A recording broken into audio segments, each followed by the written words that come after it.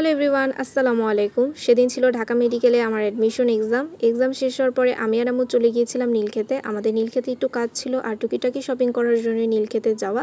Exam শেষ হওয়ার পরে ঢাকা মেডিকেলের সামনে থেকে রিক্সা নিয়ে নিয়েছি। যেহেতু ফ্রাইডে ছিল, জ্যাম থাকবে এটাই স্বাভাবিক, আমরা একটু জ্যাম পেয়েছি। যাই হোক, নীলক্ষেতে চলে এসে পড়েছি। নীলক্ষেত থেকে আমার 2টা বই কেনা দরকার ছিল, অনেক খোঁজাখুঁজি করে বইগুলো পাইনি, অবশেষে বইটা পেয়ে গিয়েছি। এই সব থেকে আমি আমার বইটা নিয়ে নিয়েছি। যেহেতু ফ্রাইডে ছিল, নীলক্ষেতের বাহিরে রাস্তার ধারে কিন্তু অনেকগুলো শপ বসেছে। এখান থেকে আমার অনেক কিছু পছন্দ হয়েছে, বাট দাম বেশি থাকায় আমি কিছুই কিনিনি। তারপর দেখলাম একটা সানগ্লাসের শপ বসেছে, এখান থেকে অনেকগুলো সানগ্লাস আমার পছন্দ হয়েছে আর ঘড়িগুলোও পছন্দ হয়েছে, আর দামও কিন্তু রিজনেবল ছিল। আমি এখান থেকে 2টা সানগ্লাস আর ঘড়ি নিয়েছি। তারপর দেখলাম অনেকগুলো জামাও সেল করছিল। আম্মু আমার ছোটো বোনের জন্য এখান থেকে 2টা ড্রেস নিয়ে নিয়েছে, আর ড্রেসগুলোর দামও কম ছিল আর ম্যাটেরিয়ালও ভালো ছিল। এখানে দেখলাম অনেকগুলো কোর্স সেটও আছে। আম্মু আমার ছোটো বোনের জন্য এখান থেকে একটা কোর্স সেট নিয়েছে। এখানে খুবই সুন্দর সুন্দর ফ্রেম ছিল, তোমরা এখান থেকে খুবই রিজনেবল প্রাইসে ওয়াল ডেকোরেশনের জন্য ফ্রেম নিতে পারো। এখান থেকে ফ্রেমও কিনেছি। এখানে 50 টাকা 100 টাকার মধ্যে ইয়াররিংস, তারপর ব্রেসলেট ছিল।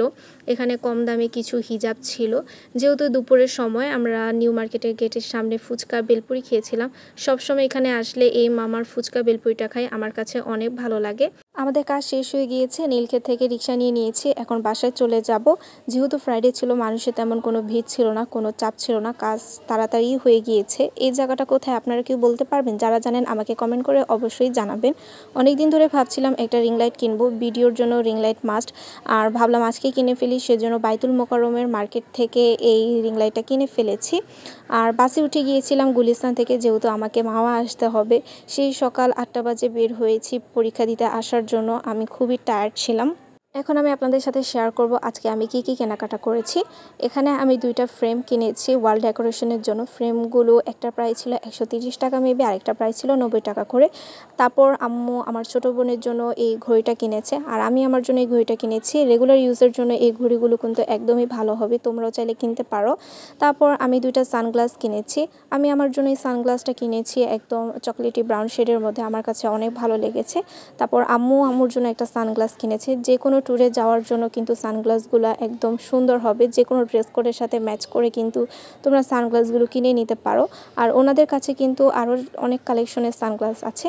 তারপর আম্মু আমার ছোটো বোনের জন্য এই ড্রেস কিনেছে 2টা, একটা হোয়াইটের মধ্যে ছিল আর একটা পিঙ্কের মধ্যে ছিল, আর প্রাইসও রিজনেবল ছিল আর ম্যাটেরিয়ালও খুবই ভালো ছিল। তোমরা কিন্তু রেগুলার ইউজের জন্য বা বাসায় পরার জন্য কিন্তু এইখান থেকে ড্রেসও নিতে পারো। আমি এই কোর্সেটটা নিয়েছিলাম আমার ছোটো বোনের জন্য। এটা একদম পিচ কালারের মধ্যে ছিল আর আমার ছোটো বোনের সাইজ মতোই হয়েছে। বাসায় এনে ভালোভাবে ওয়াশ করে ইস্ত্রি করলে কিন্তু একদম নতুনের মতো হবে। তোমরা চাইলে সিঙ্গেল প্যান্টও নিতে পারো বা সিঙ্গেল ড্রেসটাও নিতে পারো। আমি ম্যাচ করে সিঙ্গেল প্যান্ট না আর ড্রেস না নিয়ে একসাথে একটা কোর্সেট বানিয়েছি। আশা করি আপনাদের ভালো লাগবে। আল্লাহ হাফেজ।